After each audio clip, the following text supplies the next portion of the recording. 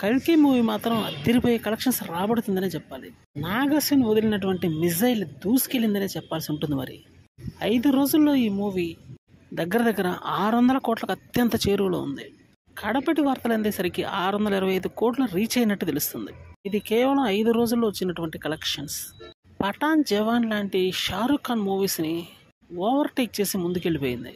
RRR మూవీని కూడా break చేసింది. మొదటి 2-3 రోజులు కొంచెం తక్కువగా ఉన్న ఆదివారం మాత్రం పెను ప్రకంపన సృష్టించిందనే చెప్పాలి ఈ మూవీ. పిల్లలకి ఈ మూవీ బాగా నచ్చడంతో ఆక్యుపెన్సీ అయితే అదిరిపోయే రేంజ్లో పెరుగుతుంది. ఫ్యామిలీస్తో సహా వచ్చి మరి మూవీని చూసి ఎంజాయ్ చేస్తున్నారు. కరెక్ట్గా ఈ మూవీ రిలీజ్ అయిన రోజున ఫైనల్ మ్యాచ్ ఒకటి ఉంది కాబట్టి ఆ రోజున కొంచెం తక్కువ కలెక్షన్స్ వచ్చి ఉండుండొచ్చు. కానీ ఇంకా గురువారం ఇంగ్లాండ్తో మ్యాచ్ ఉంది ఆ రోజు, అందుకనే కొంచెం కలెక్షన్స్ తక్కువగా వచ్చినప్పటికీ ఆదివారానికి మామూలుగా లేదు. రేపే కలెక్షన్స్ రాబట్టింది మూవీ. ప్రభాస్ యొక్క స్టార్డమ్ పెరిగిందే కానీ తగ్గలేదని చెప్పడానికి ఇది ఒక చిన్న ఉదాహరణ మాత్రమే. బాహుబలి తర్వాత 2-3 డిసప్పాయింటెడ్ మూవీస్ వచ్చినప్పటికీ కలెక్షన్స్ బాగానే ఉన్నాయి.